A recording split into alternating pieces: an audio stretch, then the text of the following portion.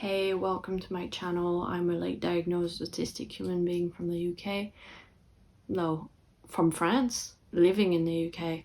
And I make videos about my own experience as a late diagnosed autistic person. I guess you're wondering, this is just because I have chronic wrist pain that I've had my whole life for as long as I can remember.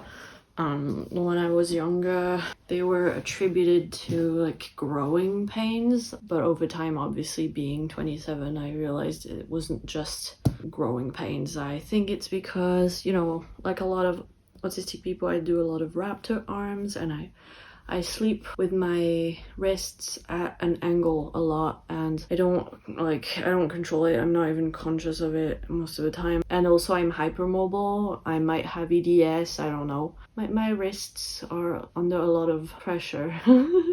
They get strained, I guess. I don't know. I've just always had chronic wrist pain throughout my life, and so wearing this just makes it more comfortable. It kind of stabilizes the joint. Anyways, today I wanted to make a video based on something that happened to me a couple of days ago, and it kind of triggered a series of events that, made me think about my past a lot. And so to give you a bit of context, I've made several videos in the past about my toxic, dysfunctional family, my narcissistic parents. I have a playlist on my channel dedicated to childhood trauma. Basically, I can't know for sure, obviously, because my parents are not diagnosed, but I suspect that at least one of them is autistic, maybe both, and at least one of them is narcissistic, probably both. And so I mentioned in the past how I made a video about 3 weeks ago about a message I got from my mom, and I was talking about all that and how it doesn't affect me much anymore, and that's why I haven't gone no contact yet with my parents, because I've done a lot of healing and I've managed to detach myself, and they don't have as much control over my life anymore. A couple days ago, something happened that kind of rocked everything and made me revisit painful things from my past. So like I said in previous videos, I haven't seen my parents in 1.5 years, and I don't talk to them on the phone. I can only receive emails and messages from them, but my mother regularly tries to call me, and lately she's been leaving me voice messages, but most of the time it doesn't affect me. I'll listen to it. 99% of the time it's manipulative and there's nothing to respond, and so I just ignore it. A couple of days ago, so it was Saturday evening, I was going to bed. It was almost midnight, and I received a phone call from my mom, which surprised me because usually she tries to call during the day. I was like, okay. It stressed me out a bit because my mind immediately goes to something bad's happened, but I tried to ignore it. I went to clean the little box, which is what I do every night. Came back to my phone and I realized she had tried to call me 11 times on my phone, on FaceTime, on WhatsApp, audio, voice calls and video calls. And she had left me multiple voice messages. So I was like, okay, something seriously wrong has happened. And my mind went to the worst things, like my dad is dead, or my mom's crazy things. I thought my mom's about to take her own life and she wants to talk to me one last time.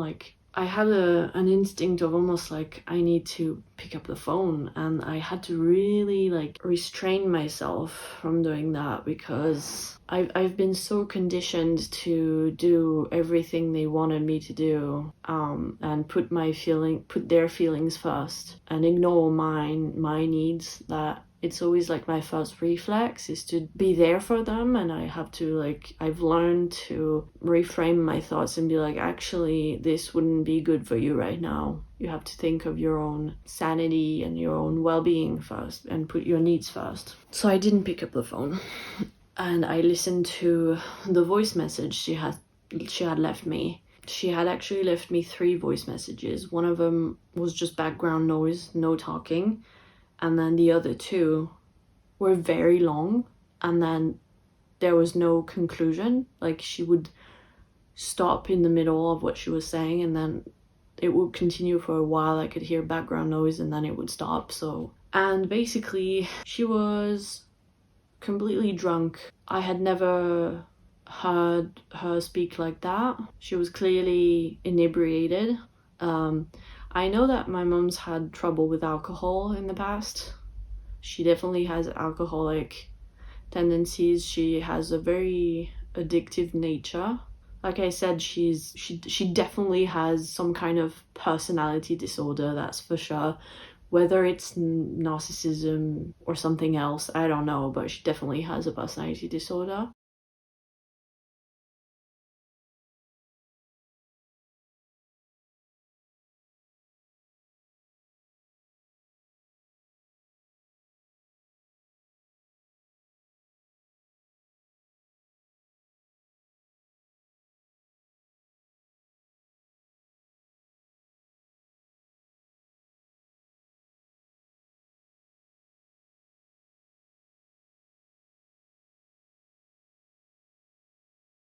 And anyone who's met her in real life and knows anything about her agrees with that.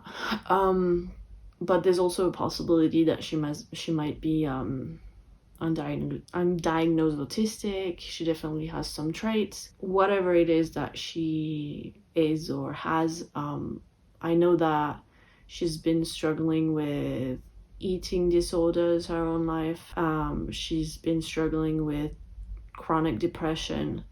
My whole life, I've known her to be addicted to smoking cigarettes. She is always on antidepressants and anxiety medication and taking pills to sleep at night. Like, she's had I knew she had alcoholic tendencies because in the past she had periods where, for example, after my granddad passed away, she would drink a lot. Then she kind of realized it, and after a while she was like, well, I realized that, I've been taking it a bit too far with drinking and stuff, and then it got better. But at times, like, I know she has, when things don't go her way or don't go well, she's having a tough time, she resorts to drinking as a coping mechanism. But I had never seen her properly drunk before, or I'd seen her like a bit tipsy at, New Year's Eve or something, after she had a few glasses of champagne, like, but like a joyful kind of drunkenness, I don't know. But this was different. She was alone, because she said in the message that my dad wasn't there, and you could hear the TV in the background. And in the first message, I don't know what was being broadcast on the TV, but it sounded like almost like a circus music or a merry-go-round kind of type of music, which was really unsettling. I was like, at first I was like, she's not at home, where is she? Like, and so I think she was alone at home, and she decided to drink. Now, did she drink and then decide to call me, or did she drink on purpose and then call me as part of her manipulation? I don't know. I'm not ruling anything out, knowing her. Like I said, I mentioned in previous videos, she's very manipulative and very toxic. But it really shocked me to hear her talk in such a drunken voice, and the fact that she harassed me as well and tried to call me 11 times. She also sent me a text message as well. Like, it was really like, I experienced it in a very aggressive way. And like, in her voice message, she was talking in a very slow, kind of slurred way, like a drunk person, stumbling over her words. I've never heard that ever in my life from her. It really got to me. And if that was calculated on her part, which I wouldn't be surprised about, then it actually almost worked, because I'm naturally a very compassionate, empathetic person, sensitive person. When I hear or I see someone in pain, even if they're my worst enemy, I can't take it. And my first instinct is to try and help them in any way I can. So when I heard that, I just felt a lot of pity. I thought, wow, she has reached rock bottom. How bad can she be to call me at midnight drunk? I felt really bad, but it was a lot of conflicted emotions, because I also knew that she's very manipulative and she's hurt me a lot in the past, and that I don't fall for it anymore, and I'm always very careful. This time, this new element of hearing her speak in such a drunk voice, and like, obviously it's not just the way she spoke, it's also like, because she was inebriated, her mask wasn't as good as it normally is, right? And so she sounded a little more, although she was still manipulative in her message, she sounded more authentic, more sincere, more honest than usual, because she was drunk. You're not as much in control of what you're portraying, projecting when you're drunk, right? You're less in control. I wasn't ready for that. I wasn't ready for that level of vulnerability, and it really hit me. And there were so many emotions. I felt horribly anxious. I felt angry at like the fact that she was harassing me at night for no reason. Like there was nothing bad had happened. Like she was just being selfish and being like, I need to talk to someone, so I'm gonna call my estranged daughter in the middle of the night, and I don't care how that makes her feel. Like I felt really angry and frustrated, and also like I felt pity, confusion, and like, I don't know, I was like, how I thought that couldn't affect me. I thought she couldn't affect me anymore, not to that level at least. Like I started crying and stuff because I didn't know how to handle the situation.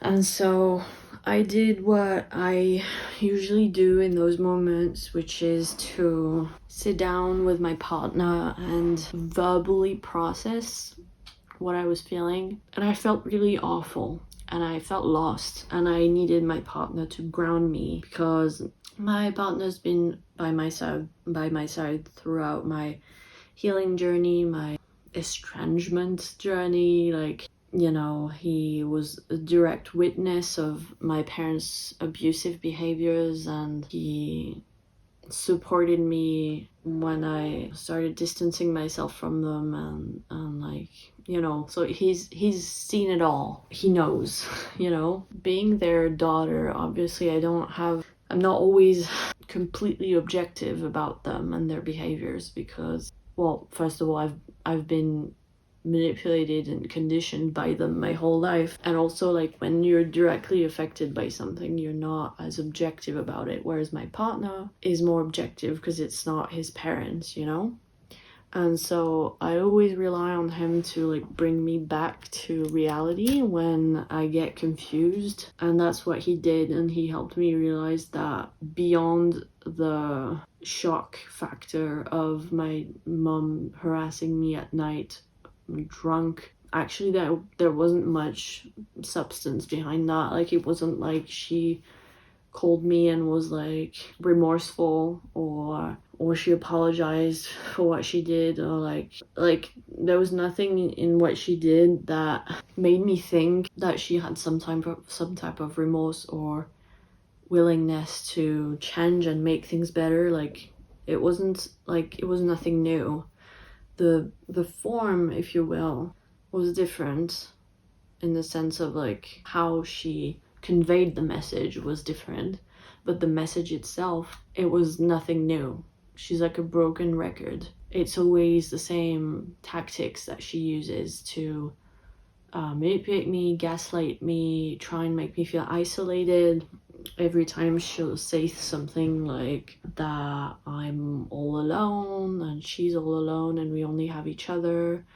Or like this time around, she said something like, I don't have anyone to talk to about you. And anyway, no one asks about you because people don't understand what happened or whatever. Like always trying to make me feel bad, and like always the guilt tripping, always the like pretending that her whole world revolves around me and like she's waiting for me. Like things like, oh, like I'm turning 68 next month. And anyway, if you don't come, I'm not gonna celebrate. I'm not gonna do anything.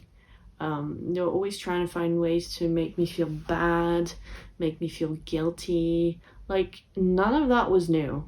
That's in all of her messages, whether they're written messages or text messages or voice messages. That's always what she says. There were a couple things that made me go like, huh, but I think it's either a new manipulation tactic or just she wasn't as much in control of what she was saying because she was drunk. But there were things that sounded genuine. Like she talked about my great aunt who passed away a year and a half ago, and basically since she died it was like she never existed. None of my parents didn't acknowledge her death or anything like that, even though they knew perfectly well how much I loved her, how important she was to me. They always acted like she never existed. And for the first time in that message, and she talked about my great aunt like going through all her stuff after she died, and and it could well be part of her manipulation. I'm not saying it was definitely from the heart, like I don't know, you can never be sure of anything with my mum, but it caught me off guard because I didn't expect it. And also saying things like I don't know how you're feeling right now, but, and I was like, wow, gosh, she almost acknowledged like my feelings, which she never does. And then she was like saying how I had time to ponder about the whole situation, and so did she, and like if we could only talk. And at first I was like, okay, maybe she has changed, maybe she has realized things and she's ready to talk about it seriously. But then I realized there was no substance in what she said, and like there was nothing else that showed me that she had remorse or that she had changed in any way. And like it was hollow, as always, just meaningless words, just telling me what I want to hear so that I'll give her another chance so that she can continue to abuse me. And I got tricked in the past. There have been times in the past when both of my parents actually were like, I've changed, I'm not, it never got to that point. They never actually said I changed, because that would mean that they acknowledged that they had done something wrong, which no, they'd never admit that. But they were like, I'm open to talk. And then I would talk and I would pour my heart out, and then they would really hurt me in return and use the things that I had said in that vulnerable moment against me in the future, and like really nasty stuff like that. So I was like, damn it, I almost got tricked again into thinking that she's changed and she's ready to talk. But if she was genuinely remorseful and willing to change, which narcissists rarely are capable of change, but in the unlikely event that it would happen, like she wouldn't say it like that. She wouldn't like spend the whole 2 messages that she sent me trying to make me feel as bad as possible, and then at the end be like, I guess you had time to think. I've had time to think too, maybe we could talk. Like, no. Like if she was really remorseful and really willing to change, she'd really try to convince me. She'd be like, I know I hurt you, I was a crap parent, I apologize, there's really no way to excuse or make up for what I did, but I'm not getting any younger, and I miss not having you in my life, and I'll do anything I can to become a better parent for you, and I'm willing to really listen to you and take your no, like there wasn't any of that. So once I overcame that initial gut reaction I had to hearing her drunken voice, I realized there was nothing underneath. It was just nothing new. It was a message like any other that she sent me.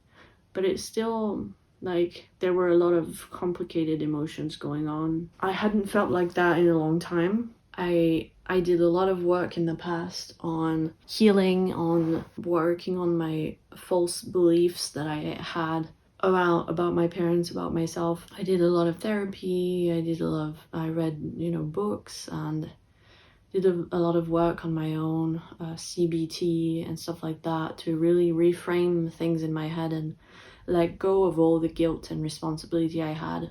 Really try and rewire my brain, because basically when narcissists have a child, they don't have a child for the same reasons that normal healthy people have children. Basically they'll have a child with some idea in the back of their mind of what the child could do for them. So in my case, my parents, like, they actually said to me and my partner at some point that basically they had me because they were getting old. Like, my mom was 40 and my dad was 54, and they had me so they had someone who would take care of them at the end of their life. So I was meant to be some kind of caregiver, but not only that, I was also like a punching bag for my dad's anger outbursts. Before I came along, my mom played that role, and so when I came along, she wasn't the punching bag anymore. I was also the relationship therapist, because my parents have a very, very, very unhealthy relationship. And basically imagine the most effed up relationship you can think of between two people. That's what my parents have. Like, I've heard it all. I've heard my mom call my dad a narcissist. I've heard and witnessed all the abuse that he put her through, physical and verbal and emotional abuse. I've witnessed my dad tell me that he hates my mom, and like, he's never hated anyone as much as he hates her. And like I've heard it all. Like, it's the most terrible relationship you can think of. Like, 6 years before I was born, my dad almost left my mom. They almost broke up, and then my mom had a really bad car accident that left her in the hospital for over a year. She almost died, and my dad took pity on her. Like, he actually told me that. He said that he took pity on her and he took her under his wing, and that whole like, I'm your man, I'm gonna look after you and protect you. Like, that actually, I think, probably pleased his ego, and so that's like the only reason why they stayed together. And like, if my mom hadn't had that car accident, they would have broken up and I never would have been born. So that's horrible. And like, they've been together 35 years now. It's such an effed up relationship, and as a kid my parents would use me as a confidant because they hated each other so much and they mistreated each other so much. And they had this toxic relationship going on. Like, they would, whenever I was alone with my dad, for example, he was taking me to school, or whenever I was alone with my mom, for example, when she was taking me shopping, basically anytime I was alone with just one of my parents, they would take that opportunity to say crap about my other parent, to try and win me over so that I would be on their side and like against the other parent.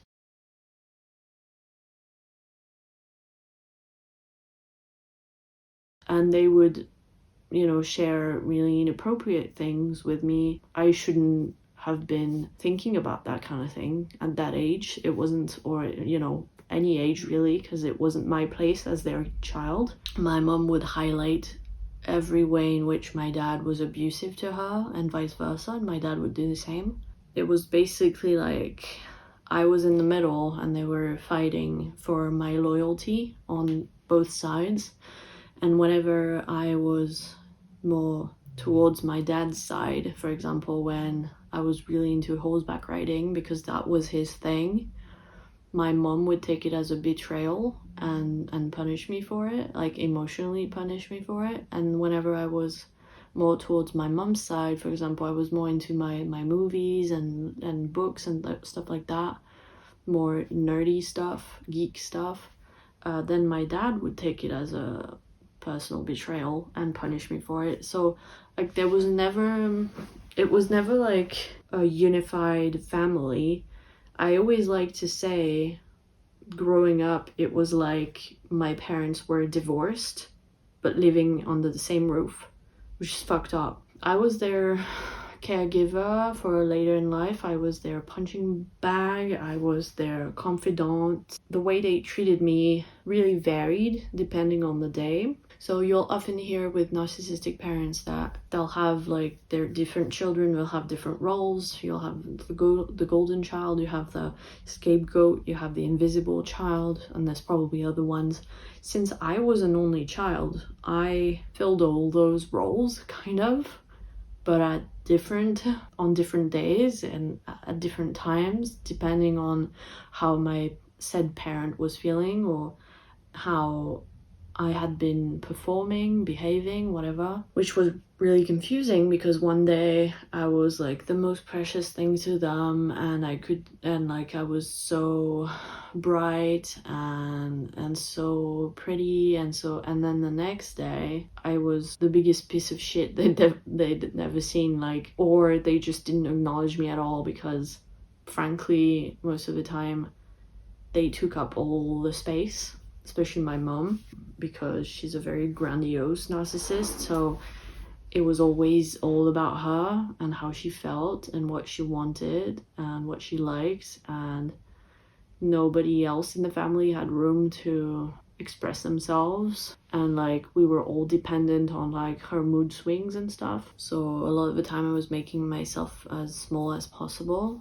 and like most of the time my parents were so focused either on themselves or on each other that I was just forgotten. When I wasn't serving a specific purpose, I didn't matter. And being an only child and struggling socially, struggling with making friends because I was autistic, I would spend a lot of time on my own, which is where my rich imagination really saved me, because I was kind of left to my own devices. That's what narcissists do when they have a child. They have a child for a specific purpose. They raise that child, conditioning them to take that role. And so they think of their child as an extension of themselves. So that's why they love animals and little kids, because they're very malleable. They don't really have that strong of an identity yet. All their attention is on their caregivers, and they love unconditionally, and they don't question authority or anything like that. So little kids are great for narcissists. But as soon as the child begins to grow up and become their own person with their own identity, their own dreams and desires and preferences and tastes, and they begin to take independence and make their own life decisions and live their own life, really. The narcissistic parent will inevitably perceive it as the ultimate betrayal, because that's not what you were created for. And so no matter what you do, as long as you don't do exactly what they want you to do, and as long as you're not exactly who they want you to be, you're going to betray them in their eyes. Like, you can't win. You're never going to be good enough for them as long as you don't do what they want. And it took me a long time to realize that.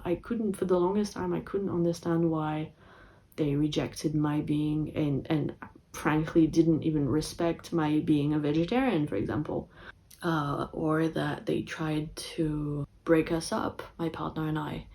and they tried to mess things up with my in-laws, and they tried to mess things up with my studies and my career and the fact that I moved abroad, and like all these things, all these negative interferences in my life that they had. I couldn't understand why they were doing that.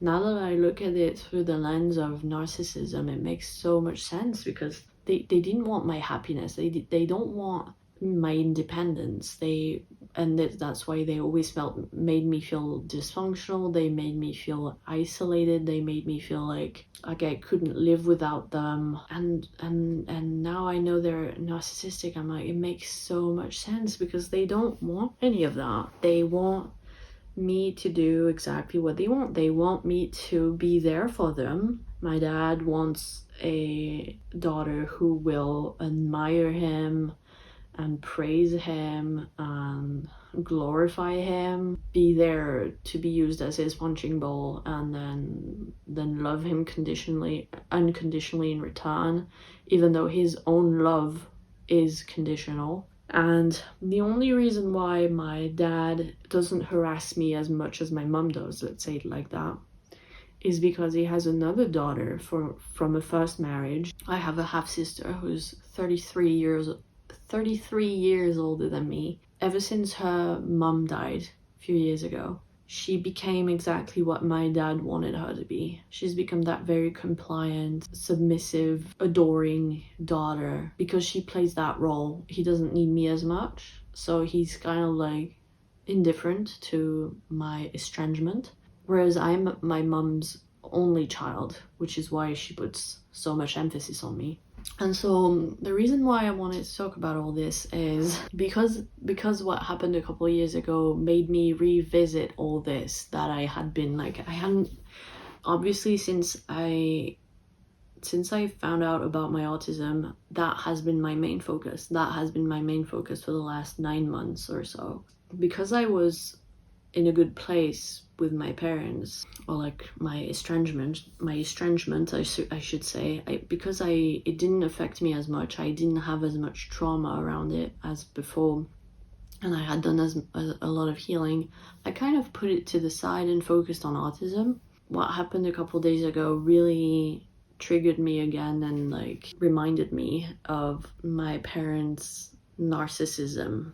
I started digging up the work that I had been doing with my past therapists on my trauma and stuff. And so I started rereading stuff I had written in the past in therapy. And last year I did CBT through the NHS for about 4 months, and it was all very much focused on my trauma. I did a lot of like exercises, worksheets, if you will, focusing on old beliefs that you have and like reframing that belief so that it doesn't take as much room in your mind. And also like compassionate thought records, I think they're called, where if something happens that triggers you write down the situation, what you felt in that moment, what you thought in that moment, and then you kind of have respond to it in a compassionate way, which I found very helpful.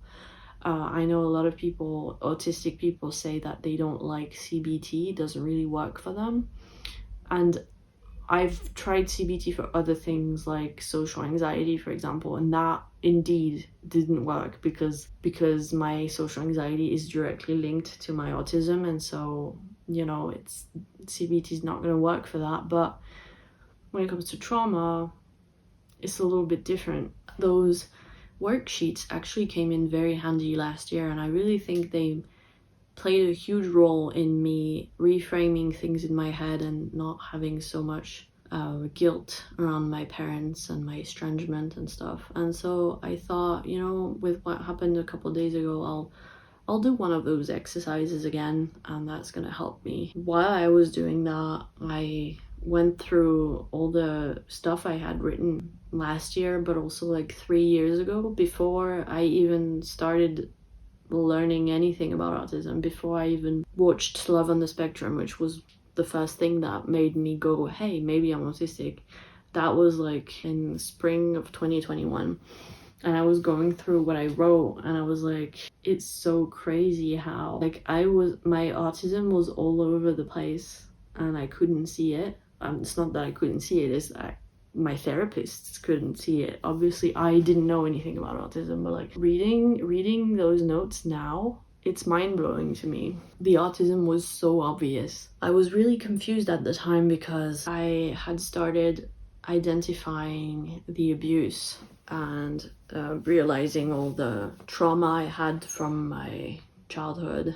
Because that was the only explanation I had, I would attribute every struggle I had to that. I would like, there were things that were definitely related to my trauma, but there were also things like my social struggles, for example, my black and white thinking, things like that I now know were linked to my autism. I was trying to make it fit into the picture of trauma that I had. It was like the jigsaw puzzle wasn't complete, and I was trying to force pieces of the puzzle in places where they didn't fit. And now that I look at it through the lens of autism, now that I have the whole picture, the whole puzzle is complete, if you will, it's so obvious to me what has to do with trauma, what has to do with autism. And there were things I wrote in therapy in my notes that were like so blatantly obvious. For example, there was this one time when I was trying to work on my social anxiety. My partner and I were traveling at the time, and so I thought, it's not easy to socialize. It was during COVID and stuff. It wasn't easy to socialize at the time. I thought, I'm gonna do like one of those RPG games online. So ahead of that, I was doing work with my therapist to try and ease my social anxiety and stuff like that. And I wrote something in my notes, which was the most autistic thing I've ever said in my entire life, I think, which was, will I be able to be my authentic self, or will I put on a mask to hide who I really am so that I fit in? And that was even before I had started doing research on autism and all that. I wanted to talk about all that because I know the point of my channel is to talk mainly about autism, but my trauma from being raised by narcissists, it takes up a lot of room in my life. It's still something that I'm battling with. It's important to talk about it because I know there are a lot of people in the autistic community who have experienced similar things. I know it would have helped me tremendously in the past to watch something like this, to hear someone else talk about it, and it would have helped me see things more clearly. Yeah, so that's why I wanted to talk about it today, even though I feel really tired and like emotionally I'm still processing a lot of things, but I'm proud of myself for not resorting to any harmful coping mechanisms in those moments, even though it was really hard on Saturday evening after I received those phone calls and those messages from my mom. My reflex wasn't to like bury everything down. I was like, I'm gonna sit down and I'm gonna feel the emotions and I'm gonna process everything and talk about it with my partner, and then I'll feel better. And it worked because we talked for maybe 2 hours. My partner helped me realize that there wasn't anything new, from all the other messages I had gotten from my mom in the past, and that I didn't have anything to feel bad about. Then I was able to really calm myself down, relax enough to be able to go to sleep. And then the following morning when I woke up, I decided to block my mom.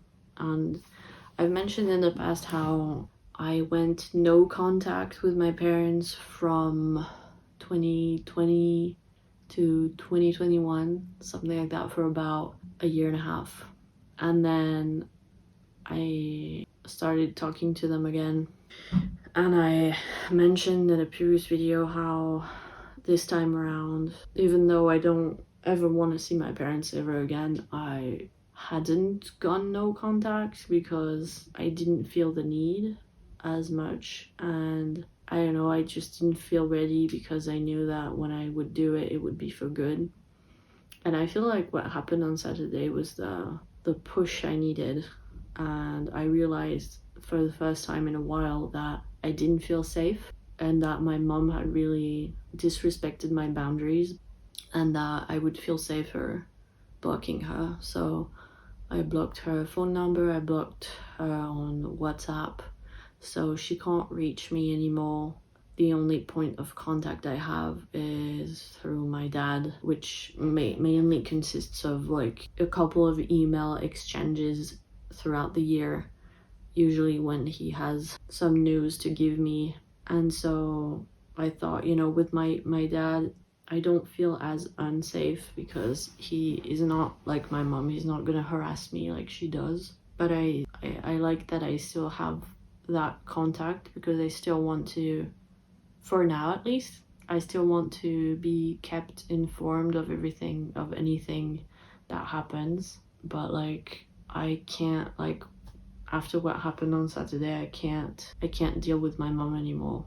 Like, that was too much, and I need to protect myself. I need to put my needs first, and I think that's the push I needed. So I blocked her, and then my partner blocked her as well, because sometimes when she can't reach me, she will try to reach me through other people, either my partner or my in-laws, which is really annoying because, again, like, she has no respect for anyone. So in the past there have been instances where she called my in-laws in the middle of the day while they were at work, you know, so that was really embarrassing. So yeah, that's where I'm at, and that was an interesting and very unexpected development in my estrangement journey, and I thought I'd share it because, like I said, a lot of you are going through the same things, have gone through the same things, and it's important that we talk about it. It's not taboo, you know.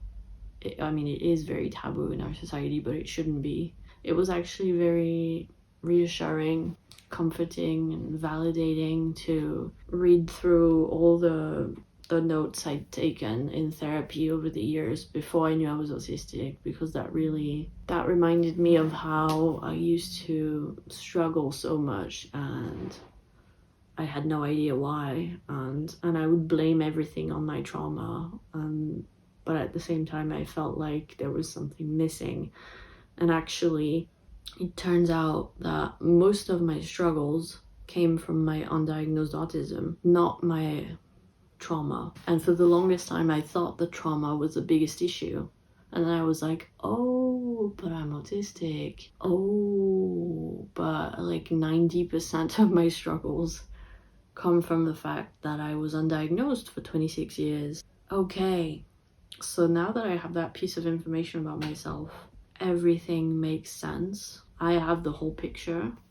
It's answered all my questions, and I know where all of my struggles come from. And most of them, like, I'm realizing more and more how most of the things that I struggle with in life come from the fact that I was undiagnosed autistic for 26 years. And like, my trauma and like being raised by narcissistic parents, of course it affects my life, but in very specific ways.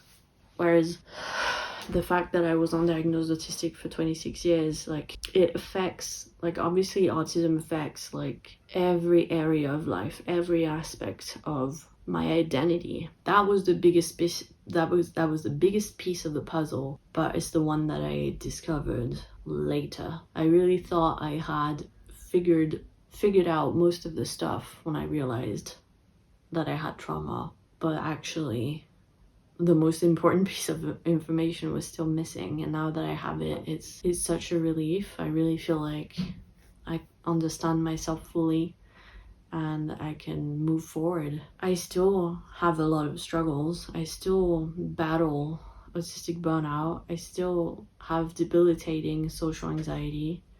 I'm still unemployed. I am trying to learning to unmask. I still struggle with my mental health.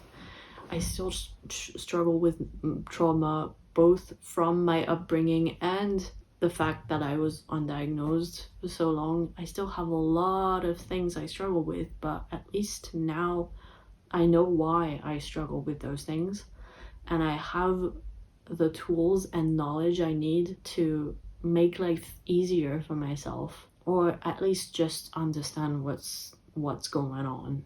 Like, and that is huge. That's the best thing that could have ever happened to me. On that note, I'm gonna end this video here. Thanks for watching, liking, commenting, sharing. Don't forget to subscribe if you like my videos. I have a Ko-fi page linked down below in case you'd like to support my channel monetarily, and I'll see you in my next video. Bye.